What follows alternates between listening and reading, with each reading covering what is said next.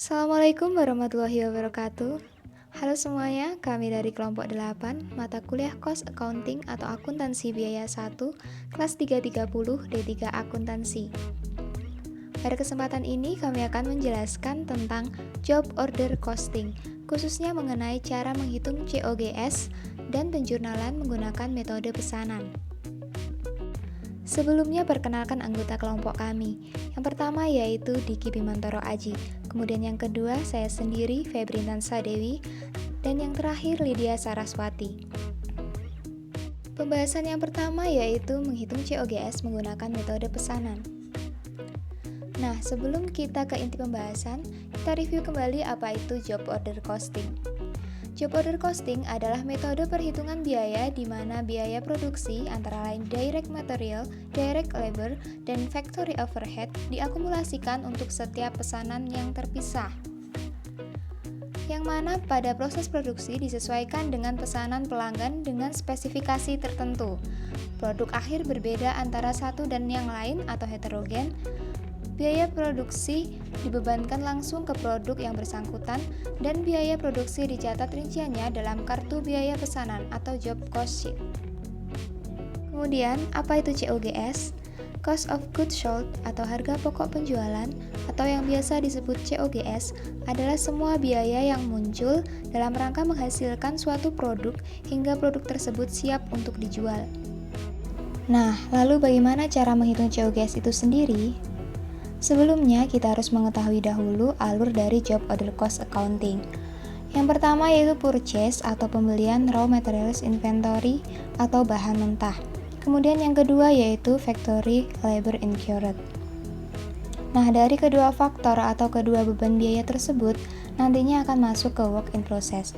Namun tidak semuanya langsung masuk ke work in process. Beberapa di antaranya akan masuk ke factory overhead atau manufacturing overhead. Biaya-biaya yang masuk ke factory overhead tersebut merupakan biaya-biaya tidak langsung, di antaranya yaitu indirect materials dan indirect labor.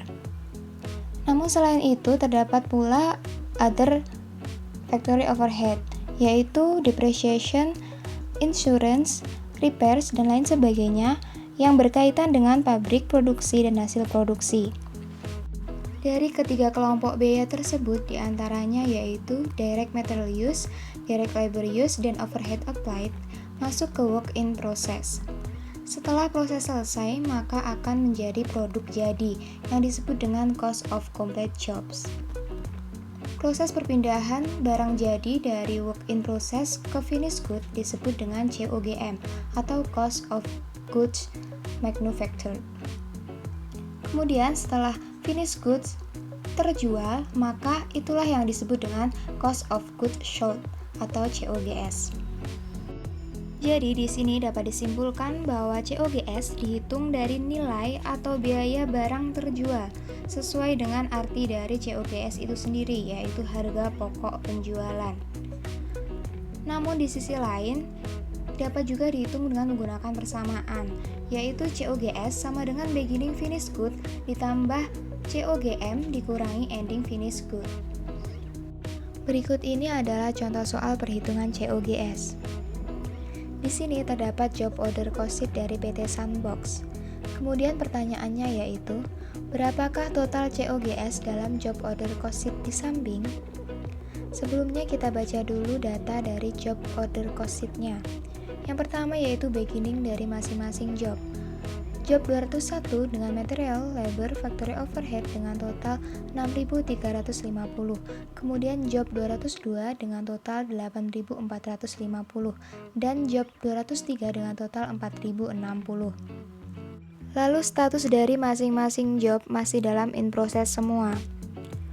Nah, kemudian terdapat tambahan di periode berikutnya yaitu antara lain direct material, direct labor, dan applied FOH di masing-masing job dengan total job 201 dengan total 17.275, job 202 dengan total 21.950, job 203 dengan total 17.235.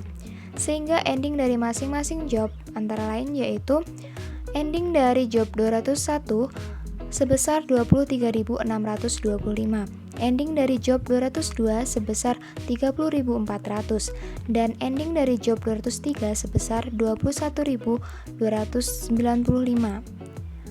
Kemudian status dari masing-masing job, yaitu job 201 dan job 202 statusnya sudah sold atau sudah terjual, sedangkan job 203 statusnya masih finish atau finished goods yang berarti belum terjual.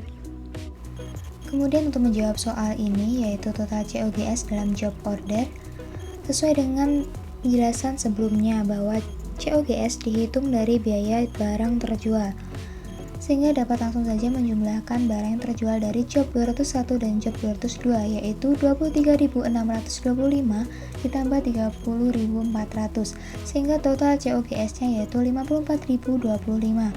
Kemudian bisa juga dengan menggunakan persamaan apabila terdapat data misalnya ending cost-nya tidak diketahui, sehingga kita menggunakan persamaan COGS sama dengan beginning finished goods ditambah COGM dikurangi ending finished good, sehingga COGS sama dengan 0.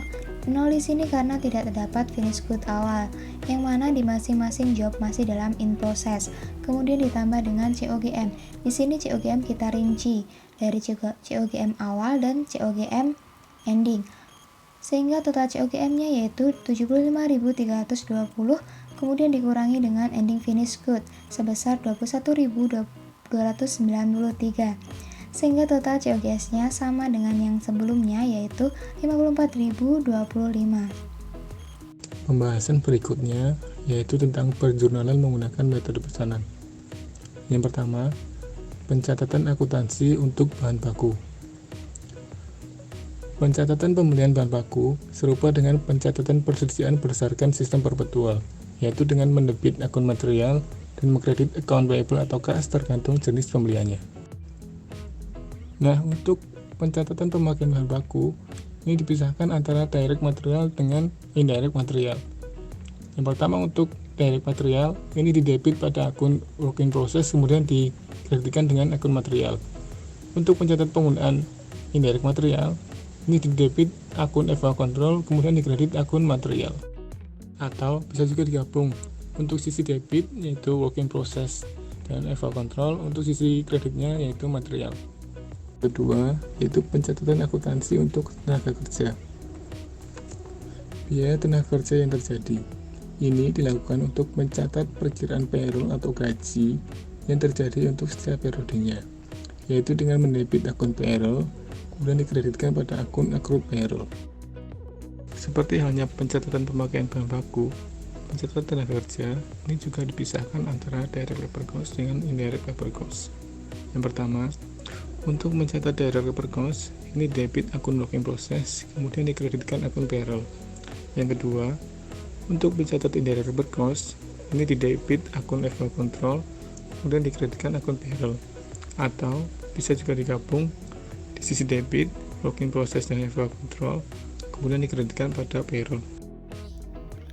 Selanjutnya adalah pencatatan akuntansi untuk overhead pabrik. Untuk mencatat biaya overhead pabrik yang terjadi atas penyusutan pabrik, asuransi pabrik, pemeliharaan, serta pajak PBB yang terutang, maka dapat dilakukan pencatatan yaitu FOH control pada debit, accumulated depreciation, prepaid insurance, accounts payable pada kredit. Estimasi pemakaian overhead pabrik. Overhead pabrik yang terpakai dihitung dengan menggunakan tarif predetermined overhead.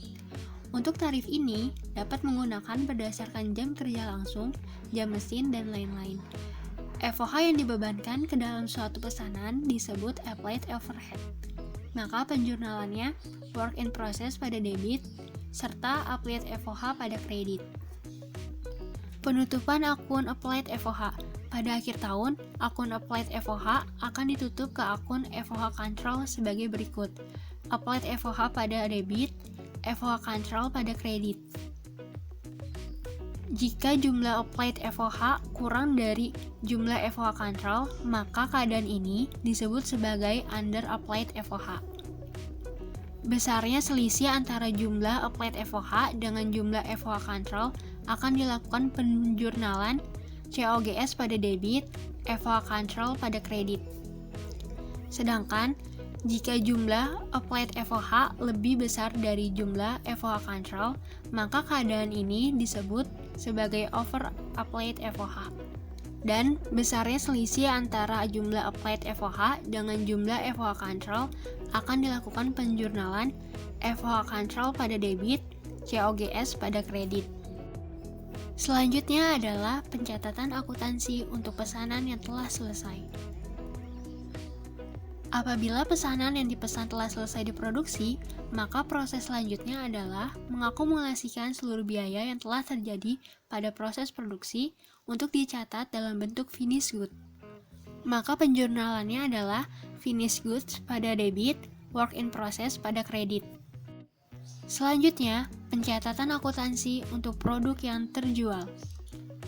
Seluruh produk yang telah selesai diproduksi dapat berarti terjual seluruhnya, atau ada beberapa bagian yang ditahan sebagai bentuk persediaan pada perusahaan. Maka, penjurnalannya yaitu accounts receivable pada debit, sales pada kredit, serta COGS pada debit, finished goods pada kredit. Di sini, kami menggunakan buku referensi Cost Accounting Charter edisi 14, chapter 5, Cost Accounting Hongren edisi 15, chapter 4, serta buku ajar akuntansi biaya PKN Stan, bab 4. Sekian video pembelajaran dari kami. Mohon maaf apabila terdapat banyak kekurangan. Semoga video ini bermanfaat. Dan jika kalian suka dengan video ini, jangan lupa klik tombol like ya. Terima kasih.